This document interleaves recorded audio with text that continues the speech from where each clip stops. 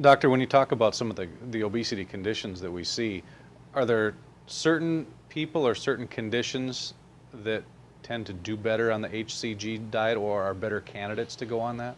Well, it's a very interesting question, and I cover all of this in my book, but understand we have open label observation, not controlled studies to work with. But it seems very clear that men lose weight more rapidly than women on this diet, you know, in a very accelerated manner. Some reports of up to a pound a day, they can drop easily 7 Wow. pounds.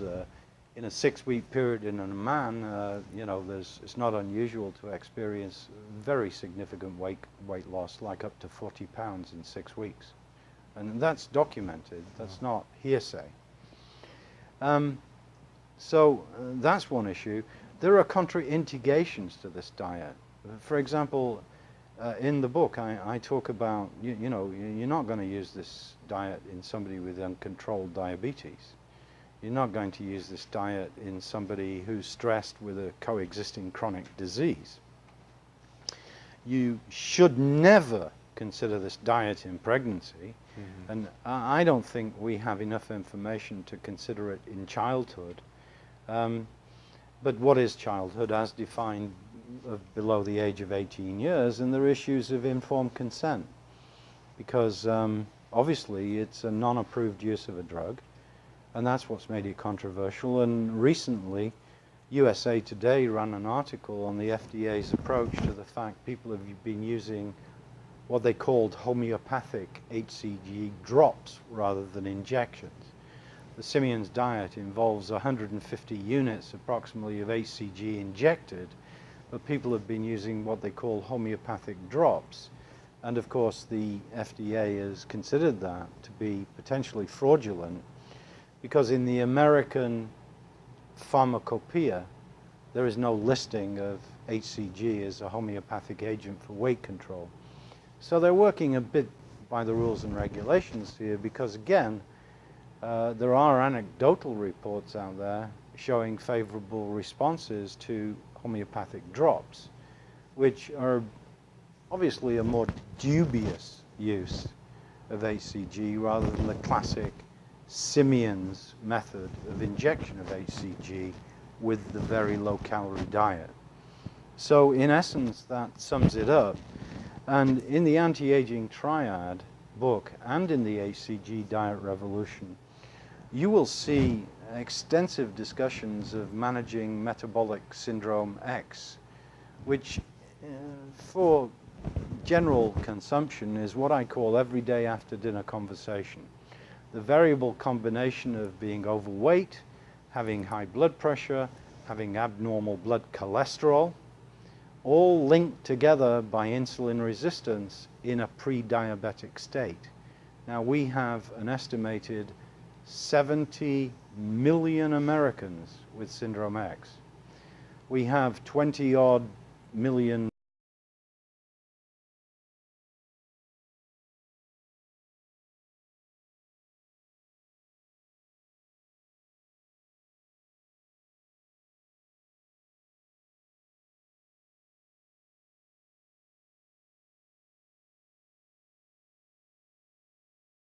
real issue, because what we're creating is a society of pot-bellied dinosaurs that have many, many disease associations.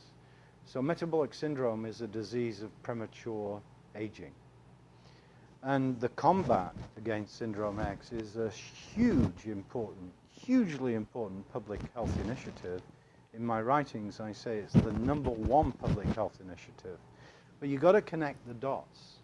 You've got to deal with all of these risk factors together, and there's no drug can do that. It's a lifestyle, nutritional approach with, many, many factors. And we don't fully understand the cause of it. There's certain genetic issues going on.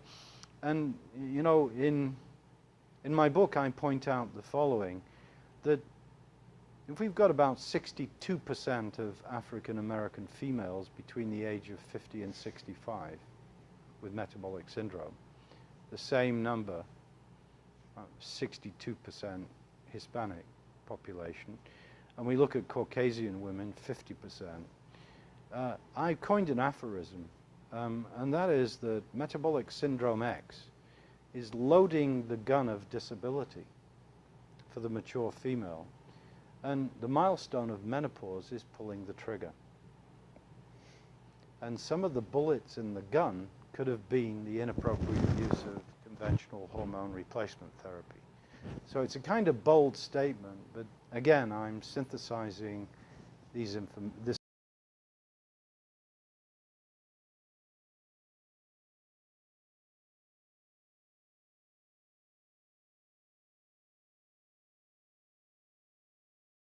And so bringing these theories together, we're seeing unifying concepts to disease, and we're starting to understand how we may, as a race, have outlived our ability to keep up with our so-called advanced lifestyle, which, in simplistic terms, is characterized by idleness and excess calorie intake, which takes us back to calorie restriction.